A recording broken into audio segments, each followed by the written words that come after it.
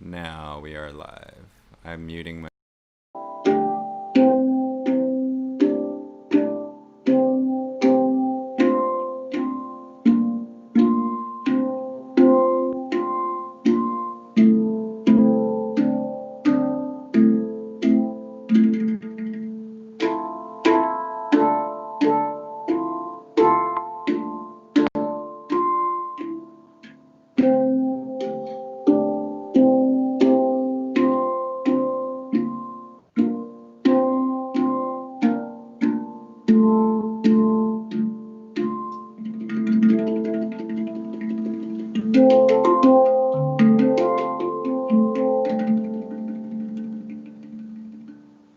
Hey everybody out there, this is Dave with DII. This is our bi-weekly live handpan class. So thanks for joining in. I just wanted to obviously do all the fun YouTube stuff up front. Go ahead and subscribe if you haven't already. And that way you'll be notified in the future when we get videos. You'll also see video after video in the future in your little subscriptions area of YouTube. And you can find our content really fast that way.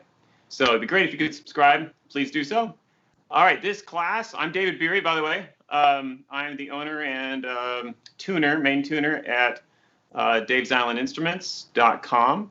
I've been making instruments like this for 10 years now. Previous to that, I was making steel drums, and I started doing that in around 1993. So I've been doing this for a good long time, tuning all sorts of instruments and making a lot of fun for people on 1993. And for myself, I really enjoy what I do. So I've been doing this for a good long time, tuning all sorts of instruments. I just wanted to say hi. We're going to get started pretty soon. Making a lot of fun for people on 1993. And for myself, I really enjoy what I do. So I've been doing this for a good long time, tuning all sorts of people that tune into this program are beginners for people. And so they need some help. I really enjoy what I do. I've been doing this for a good long time, tuning all sorts of people that tune into this program are beginners. So that's going to be the plan for myself. I really enjoy what I do. I've been doing this for a good long time. Hi to Daniel. Daniel, are you there? Okay, let me bring my stuff on here. Hey, Daniel, are you there? There he is, Daniel. Okay, let me bring my stuff on here. So Daniel, are you there? Daniel's the wizard behind all of this stuff. So he's connecting all the cameras and doing all the crazy stuff in the background. Daniel's the wizard behind all of this stuff. So he's connecting all the cameras and doing all the crazy stuff in the background. Daniel's the wizard behind all of this stuff. So he's connecting all the cameras and doing all the crazy stuff in the background. Daniel's the wizard behind all of this stuff. So he's connecting all the cameras and doing all the crazy stuff in the background. Behind all of this stuff. So he's connecting all the cameras and doing all the crazy stuff in the background. Behind all of this stuff. So he's connecting all the cameras and doing all the crazy stuff in the background. Behind all of this stuff. So he's How about this? You never know. Okay, here we go. I think we're good now. Yeah. We should be good. Cool. Yeah, I was having audio problems. Sorry, guys. So there you go. We're always troubleshooting audio problems, and it's funny because I've been watching a lot of live shows lately because I'm trying to figure out how to set up stuff, and that's what they're talking about. It's like all these little things that happen when you're doing live shows. It's so crazy, audio and all that stuff. All right, we got a bunch of people here. Jonah says hi. Jennifer, yeah, it's better. Victoria, Cleveland. Okay, I think we set up the audio and we're good. All right, awesome. Hey, by the way, now that you've mentioned those names, I just want to say thank you for coming in on this show, everybody. Thanks for tuning in. It's really good to have you here. So we're going to give you as much content as we can to give you some helpful hints. Also, Daniel usually tells everybody this stuff, that you can make comments. And obviously, you've already noticed that Daniel is reading the comments live. So if you have any questions while we're going through the process of this class, feel free to make a comment, and Daniel can sometimes interject at the perfectly appropriate moment. Oh, and I can answer those questions live. I know, I always mess him up and he's No, everything's so fine. funny. No, it's all good. No, but Dave, you've been working really hard. Actually, I just kind of want to let people know what's going on with Dave's the supply for Dave's Island Instruments. Actually, before we had some problems with the steel coming from India or something like that, but we did get a shipment. Oh yeah, because of COVID. Supply stuff going on. Yeah, and those were for our satins, so hopefully we can get some of those in stock. But you just got everybody. I know some people are out there are probably waiting for handpans, or if you wanted to get a new handpan or one of the newer ones that we are making, but you have to understand that Dave right here is the only person making these handpans and tuning them. So I talk to him pretty much every day, and gosh, he's an awesome trooper. He loves making these handpans for everybody, and I believe he's one of the best out there. So awesome, Dave. Thanks for all your hard work. So be patient. He's cranking them out. He's awesome. But right now, we in stock, I think we have some 12s. We have like a couple satins, and I think some RS12s. We have an regular RS, and right now it's kind of like hit or miss on what we have, because we've been getting contacted pretty much every single day about handpans from all over the world. So it's been pretty crazy. What have you been working on, Dave? I know you just went on vacation for a much needed break, and then what did you come back to, or what are you working on that's coming up, I guess? Yeah, I was just gone for 3 days, Sunday, Monday, Tuesday, got back late Wednesday. Mm-hmm. But we had a great time. It was refreshing, so that was nice. Yeah. So now that I'm back, I'm working on more Oris, the Oris model, stainless steel handpans. Yes. So that's my current plan right now of attack, is to finish off some more of those RS handpans. I'm going to be working on the RS9 with the 9 notes, and RS12 with the 3 bottom notes. Yeah. So the RS12 is kind of currently on the agenda. It's kind of a secret, but not really. Right. We'll be letting people know about the RS12. It's funny you bring that up, because we were making the Luna Clarity 11s for a little while now. Maybe, I don't know, month and a half, 2 months, maybe 3 months, something like that, not too long.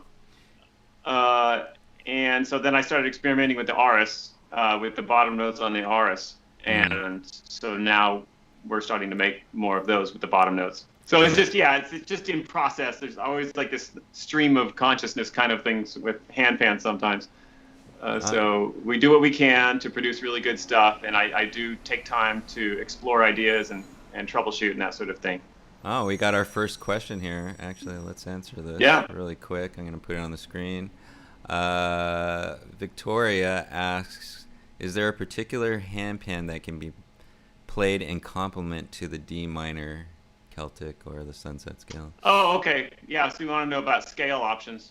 Yeah, frequently people have that question about handpans. So just to give you a heads up with DII, when I was first getting involved with making handpans, I was making scales left and right, different scales, and that was kind of the normal trend for years and years with handpan makers.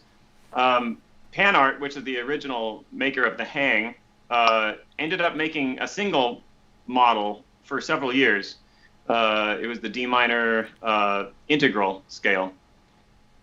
We have ended up doing kind of the same trend, where we were making a bunch of scales in the past, but we've refined it down to what we call the Sunset scale. It's a D minor handpan, and it's slightly different from the integral, but you could play along with them. So, for instance, that's a perfect example of a handpan that you could play along with this D minor here, the Sunset. You could play with an integral scale, the D minor integral scale.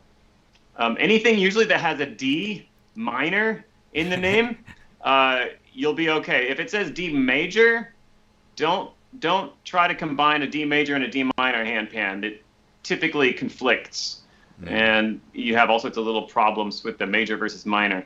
Mm-hmm. If I just throw out a couple names, like I said, the integral scale, you could play with the Ursa minor, D minor, Ursa minor.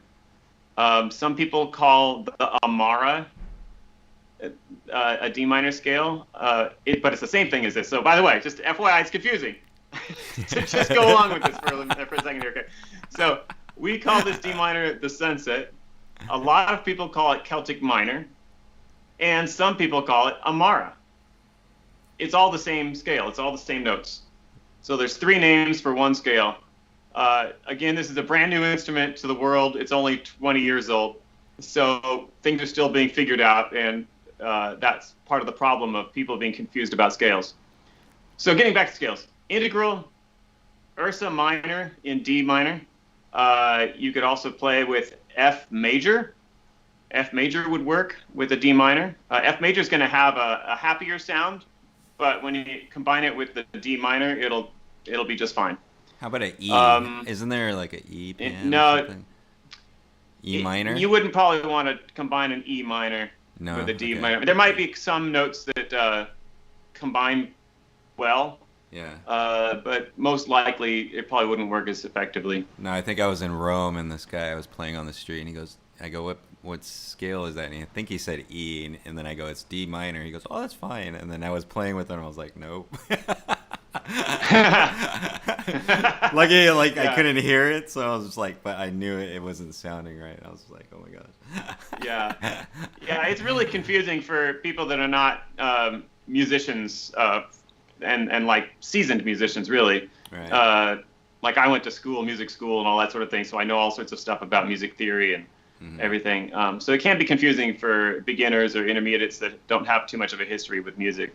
Right, and that's that's kind of like I think that's where we practice in the research. What goes with a D minor. You know what I mean? And actually, I think if you know the notes on the pan, you can actually just play those certain notes that go with that actual, and you just don't touch the other notes. You know what I mean? If you you could do that too. Right. Yeah. You just avoid the ones that don't work, and you just play with the others. Yeah. Yeah.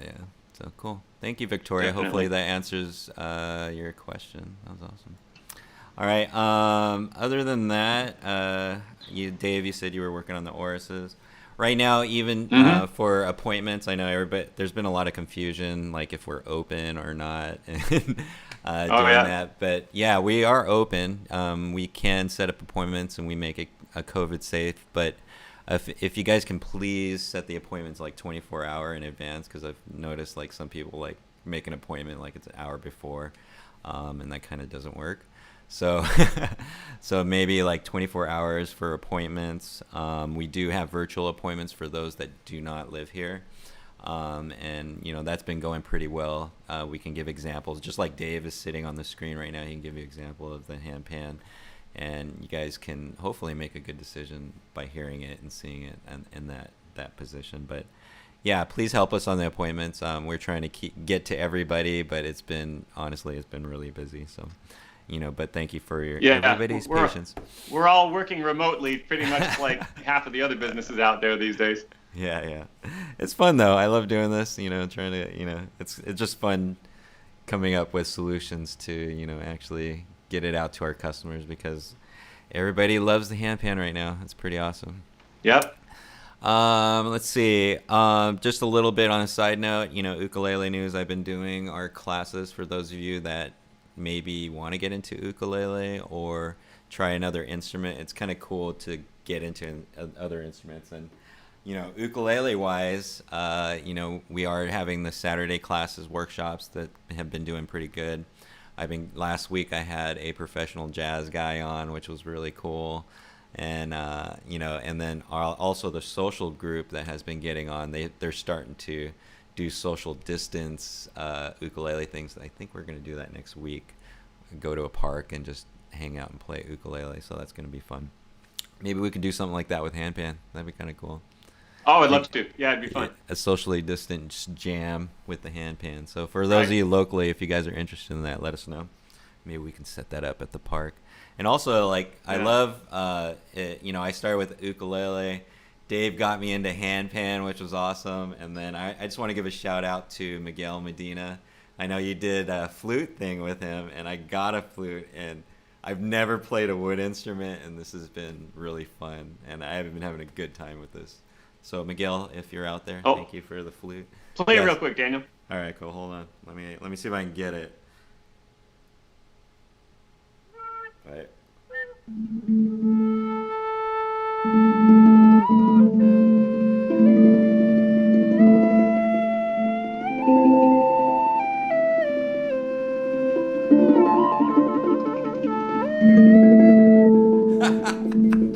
Yeah, man. Awesome. I'll try a little bit better later. Handpan and native flute are a match made in heaven. No, they it's sound amazing. Really good. Actually, I've been trying to we're gonna call. Look, I got. It's all good. I've been like sitting in front of the handpan, and then like playing a note, and then hitting like I was doing like call and response kind of with the handpan. Oh yeah. So you play the flute, you do a little thing, and then you play the flute, and then you do a thing, and it's, I'm wondering if I could do it fast enough so it'll have like a, that'd be kind of crazy. I want to try that. One man band. Right on. Yeah, that's the fun thing about just the instruments in general, and playing handpan with other instruments is just awesome. So cool. Let's see. So yeah, that's the ukulele news. But I know we're here for a class, and I know everybody's waiting, and I'm tired of talking. So thanks, Dave, for bringing me. All right, so I'm gonna switch you. All right, out. Daniel, thank you so much. You're welcome, and here we go. Here's Dave. All right, everybody. I'm going to do my typical routine. I know some of you already been through this once, but this is what I normally do for all the beginners out there. They always want to know all the little beginning elements of the handpan. So I think it's important just to kind of get that done right in the beginning of the little class here. So if you didn't know already, the handpan is made of steel. There's a top and a bottom to it. This one, as you can see, has some bottom notes on it, but the traditional handpan is just a bottom shell with no notes. There's a hole in the bottom. That's called the goo. And I don't know if you can hear it. There's a cool little bass tone that comes out of that port. And it's called a Helmholtz frequency. Sometimes in our handpans, we include a goo booster, this little plastic device here. If you don't use the goo booster, it has a different pitch. It's like a F right now. But when you include the goo booster, it lowers that pitch to a D, which matches the top note here. And so it just kind of gives it a nice warmth to the instrument while you're playing. The top shell, the big note in the middle here, is called the ding note, D-I-N-G. The notes around the rim here are called tone field notes. I frequently refer to them just as notes. Some people refer to them as tone fields. Handpan and native flute, we call them tone field notes just to kind of no, it's amazing. Really good. Keep Actually, it all together. I've been trying to the dimples in the middle of each one of these notes, including the ding note, the big tall one. All good. These are called dimples. So you call this actually, I've been dimple. Sitting in front of the handpan. This would be like a tone field note then, dimple. Playing a note and then hitting. The reason those are there is to control the sound a little bit. Oh yeah.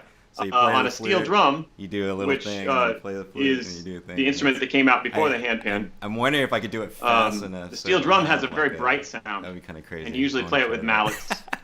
One man. Right on. This handpan, when you put the dimple fun there, thing about just it instruments reduces the brightness and kind of gives it more of a warm sound. So that's why those dimples are there. Other instruments. Some people also ask, is that where I need to hit the note? Do I need to aim my finger at that spot? To some degree, yes. I like getting a nice warm tone out of the center of the note like that. But one of the neat things about the handpan is you don't only need to hit in the center of the note. Depending on what kind of colors or sounds you want to get out of the instrument, you can play in a variety of areas on that handpan note to get different sounds. So just FYI for all the beginners out there, if you want to just kind of get started to get a nice warm sound, you're going to want to aim for the center of the note. But as you progress and get better and better, you can start experimenting with hitting different areas on the note to get different sounds out of the instrument. Let's see. I think I forgot my little magical bell. I have this cool little magical service bell, and it's a good thing for beginners. It's like at the hotel, and there's a little bell on the front desk, and you tap on the bell, and it goes ding. That's a really good way of getting familiar with how to strike a handpan. So if you're learning how to strike the handpan, if you just walk up one of those service bells and it goes ding, that's pretty much the motion that you want to strike a handpan with. If you strike the service bell and it goes clunk and the bell does not ring, then that means you are pushing on that little button, and by pushing it, you're muting the bell. Same thing happens with a handpan note. So if you strike it and come off of the note resonates. If you strike it and push or hold on the note, it does not resonate. So there's a whole variety of ways people I've seen in classes live here at DII, because we've been doing this for live classes at the store. Previous to COVID, we would have groups of people here for, I don't know, a year or more. And so we learned a lot about how customers would approach the instrument. And so frequently, people would have a technique where they would curve their finger a little bit, and they would try to tug at the note to try to get it to make a sound. And if you're experienced and you practice at it, yes, you can kind of get a sound like that, but it's not the most ideal way of playing the handpan. So that can be difficult for some people, especially if you learned how to play piano, like they tell you to curve your fingers on the piano. With the handpan, I feel with a straight finger is a little bit better. Like that, even on the tone field notes on the side, my finger's pretty much straight. The other thing too is my wrist is not super loose, but it's not super tight either. Okay, so it's kind of a relaxed, flat wrist. And what I do is I just raise my arm and then just let it fall into the note. Okay, sometimes the palm of my hand hits the drum also. And that's not, for me, that's not a problem.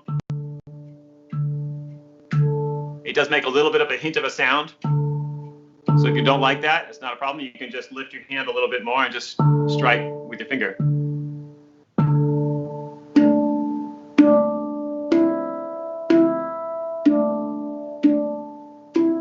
So you'll notice as I start to play a little faster,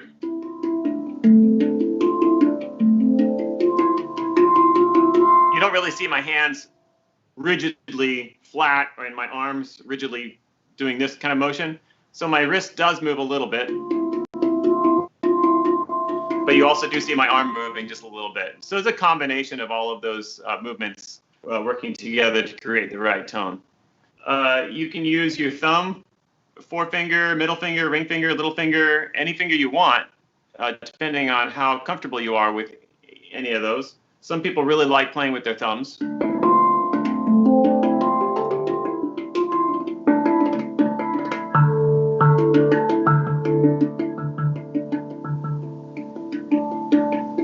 With the thumbs, it's more of a rotary motion like this. So you can see how your hand kind of rotates like this and strikes the drum. So it's almost a completely different technique with the thumbs. With the finger, like I told you earlier, forefinger, it's basically what I described before. Middle finger, same thing. Ring finger. The pinky or the little finger, that's the one where you're going to have to start doing a little bit more rotary motion again to strike the note. And you'll notice it's a softer sound because it's a smaller finger. So you can use your thumb and your little finger to do fun stuff like that. I'm not as good as that with that motion with my left hand. It takes some practice to do this. Some people are really good at doing that with both hands. And in fact, if you want to learn, you just simply have to do it a lot. So if you want to learn how to kind of go back and forth with your fingers to create a rolling sound or a sustained sound.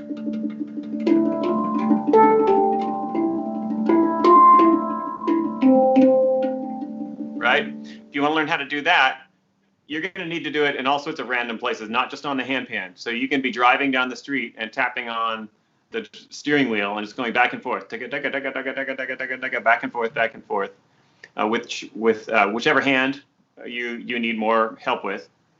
So those are some really cool techniques to get started with handpan.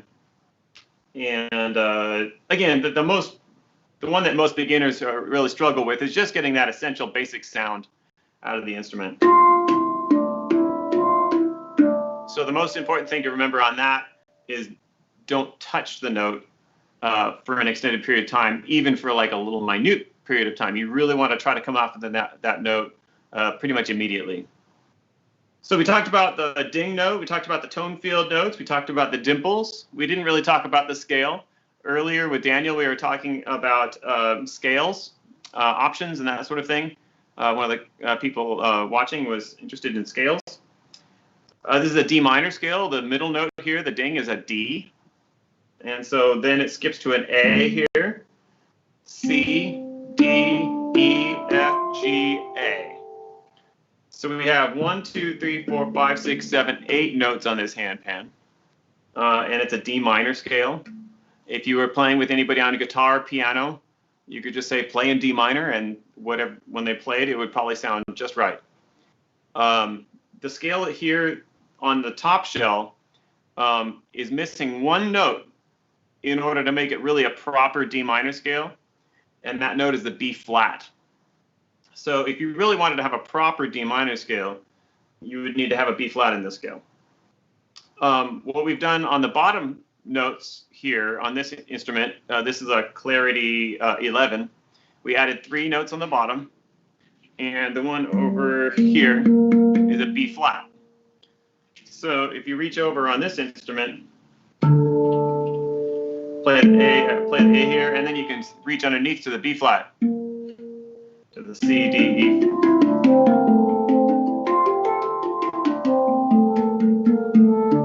So now that completes the D minor scale, so having that B flat there. We also added a G and an F. And those are just kind of fun notes that you can add along with your playing on the top shell to create all sorts of fun little lower elements to the playing.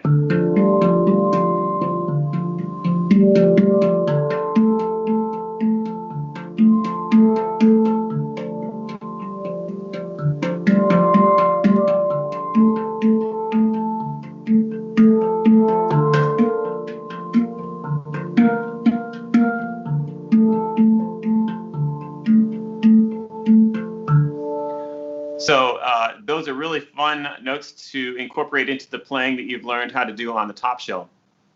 As a beginner, it's probably easiest if you simply learn how to play scales and passages on the top shell, and then slowly but surely incorporate the notes on the bottom. I'm a fairly experienced player. I've been making these for 10 years now, and still sometimes the bottom notes throw me a little bit off, just because you have to reach over and get it just right. So it's a little bit of a mystery, and also the motion of striking those notes is slightly different than what you're used to on the top, because gravity is going down here, and with the notes on the bottom, you're fighting against gravity. So you have to accommodate for that gravity and oppose it a little bit, and strike them a little bit more harder than you might expect that you need to strike it. But that's kind of the balance, and that's the difficulty of it, is for your muscles to adjust and get just the perfect sound that you want. So it can be a little bit of something that you need to practice over a period of time. And don't get frustrated right up front if you can't do it. You just have to give yourself, I don't know, seriously, like a month, 2 or 3 months to start feeling more comfortable with it. It might take a little while. So there you go. This is the D minor scale. I told you about what notes they were. Talked about the B flat on the bottom, the G and the F on the bottom. Let's talk about some exercises. So an exercise you could do just on the top shell now to get you started. Typically, if you start with your left hand on the ding note and then move up the scale with an alternating hand pattern, it will allow you to play the full scale. So if you go left hand to the right hand on the A, to the left hand on the C, right hand on the D, left hand on the E, right hand on the F, left hand on the G, right hand on the A. So you can see I'm just going left, right the entire time.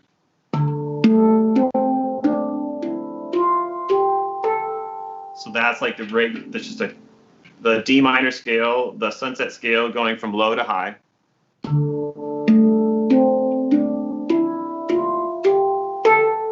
So one thing I've noticed with beginners when they're in the class environment here is sometimes people unknowingly will strike two notes, or subconsciously or unconsciously strike two notes with the same hand. For instance, they might do something like that, where instead of going left, right, left, they go left, right, right. Or they start with the wrong hand. So they, even though I'm saying out loud, start with your left hand, their right hand strikes the note in the middle. And it's just something that your brain isn't like fully just comprehending, oh, this is what I need to do. So as you're working on this, just be very conscious of what your hands are doing. Another common thing is to use the same hand to go from the ding to the tone field notes around the rim. So just keep that hand on that ding note and then alternate to another hand. Alternate, alternate, alternate, alternate, alternate, alternate. You can also go backwards to from high to low. So you can strike the high A here with your right hand now and descend in an alternating way back down to the ding note. So some people that are absolute beginners don't even really know how to orient the handpan either. So it could be twisted like this, and what I'm telling you to do right now wouldn't make any sense. It would sound like this, right? And that's not a scale that's going up and down in an even way. So you need to make sure that the handpan is oriented from low to high. So this one, you'll notice it has kind of the larger notes here on the back, and they're about the size of my hand. And the smaller notes at the top are about half the size of my hand, right? So you're going to want to have the larger notes towards the back and the smaller notes towards the front. There's typically two larger notes in the back that kind of split right in the middle. So you'll see how this oh, by the way, the metal between the notes is called interstitial metal. So the interstitial metal, this little rib of interstitial metal right here, basically goes straight down the middle of my body. If you have an 8-note handpan, 1, 2, 3, 4, 5, 6, 7, 8, the 8th note is typically at the 12 o'clock position, which would be the highest frequency note. If you have a 9-note handpan, 1, 2, 3, 4, 5, 6, 7, 8, 9, there might be a higher note there, like our RS9 has 9 notes. That means those two notes are going to be splitting the 12 o'clock position at approximately 11:30 and 12:30, like on a clock, if you were to look at it on a clock. So just make sure your handpan is oriented in the proper way before you start doing these exercises. And there you go. All right, so that's a simple scale to work with. Just don't forget to alternate. There will be times when you will not need to alternate. For instance, if I was doing a passage like this,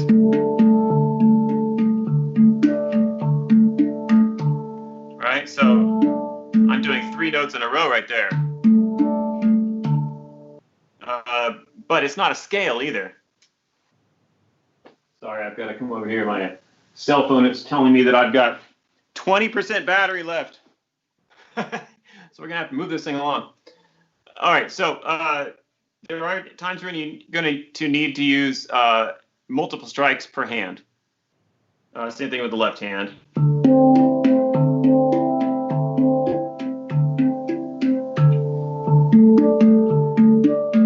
Right, that sort of thing.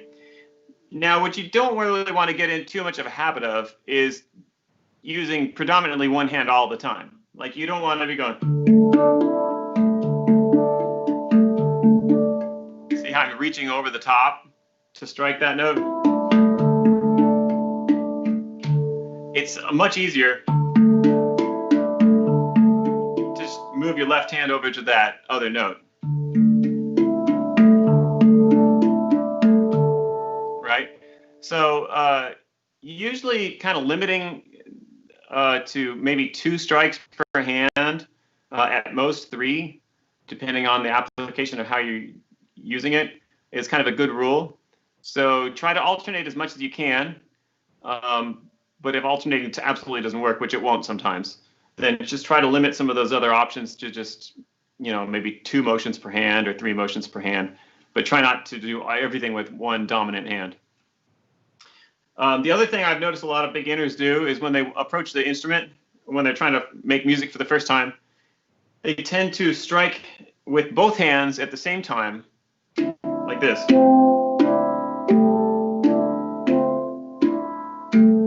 Right? And yes, it did make some kind of music, but it's a little bit dissonant, especially these 2 notes here. Kind of dissonant. Dissonant means it's got like a kind of an uncomfortable sound. It's not in harmony, so to say. Right? They don't quite work out. Even like up here, like they might do this. Something like that. So if you want to play with both hands at the same time, the way to make it sound good is if you split the instrument in half and either play the left side notes at the same time, and then move to the right side and play those notes together.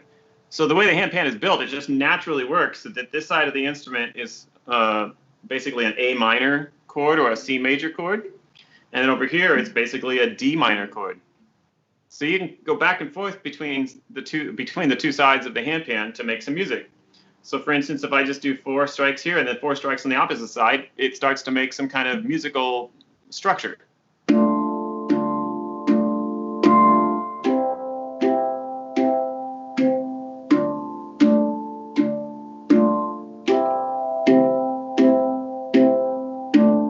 So you'll notice I was using 2 fingers on one hand and 1 finger on the other to produce 3-note chords, but that's kind of a little bit more advanced. If you just did two notes at a time, it's going to sound like this.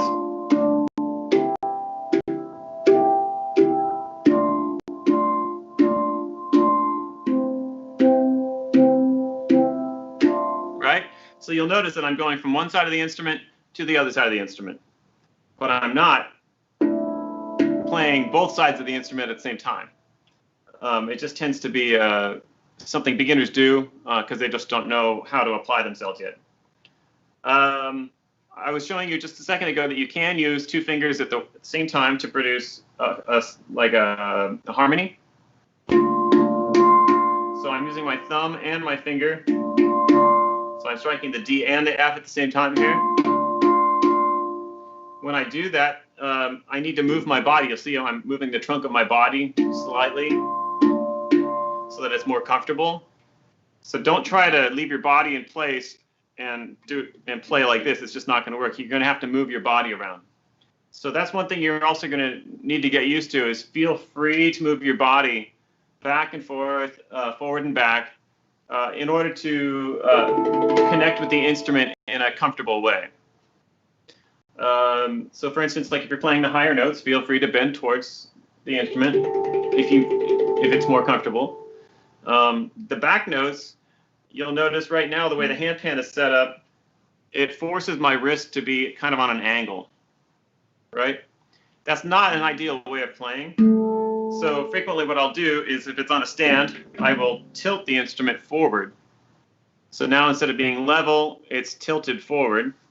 And this allows my hand to be a little bit straighter. And it's far easier to play those notes in the back and get a nice, rich sound. So, and usually up front, even though it's tilted down, it doesn't really matter too much that they're tilted down because your hand is already kind of in that straight position.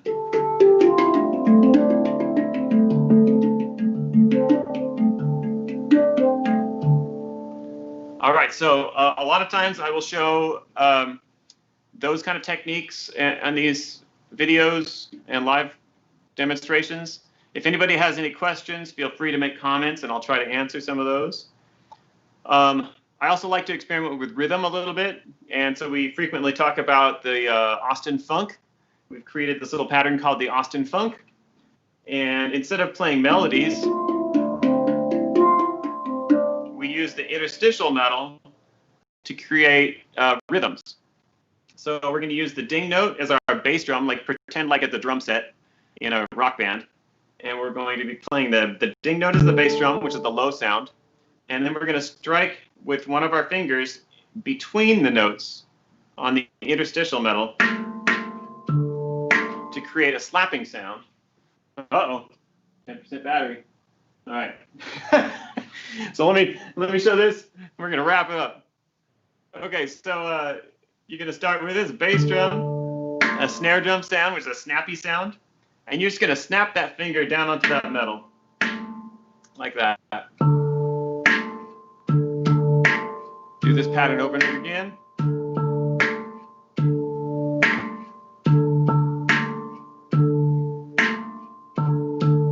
And that's really fun because after a while you can get that rhythm going and you can expand on it. The full version of that sounds like this.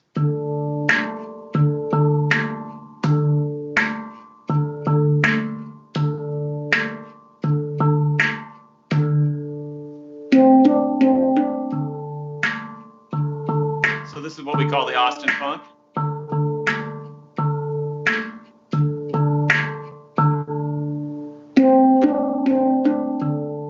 So now if you didn't just play that straight like that, I mean you can, and it's kind of fun. You could have somebody else play along with you, you could have somebody sing along with you, you could have somebody rap, you could have somebody do poetry, all just with that simple rhythm right there. You can also expand on simple rhythms like that.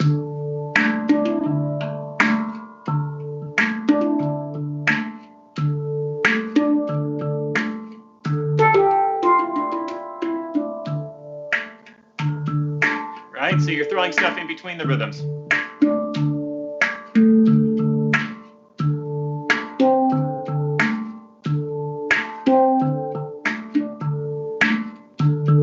Right? So I'm basically keeping my left hand positioned on the ding note there, and I'm taking my right hand and moving around and adding little things, or you can do something called a riff.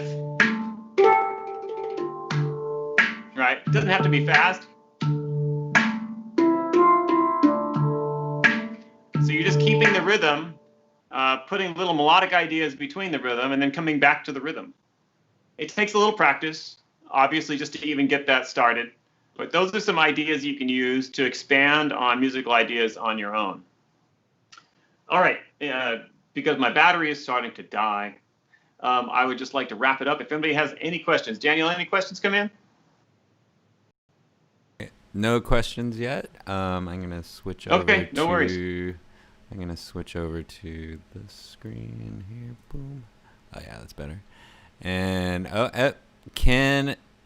Jennifer's asking, can an out-of-tune pan be tuned, actually?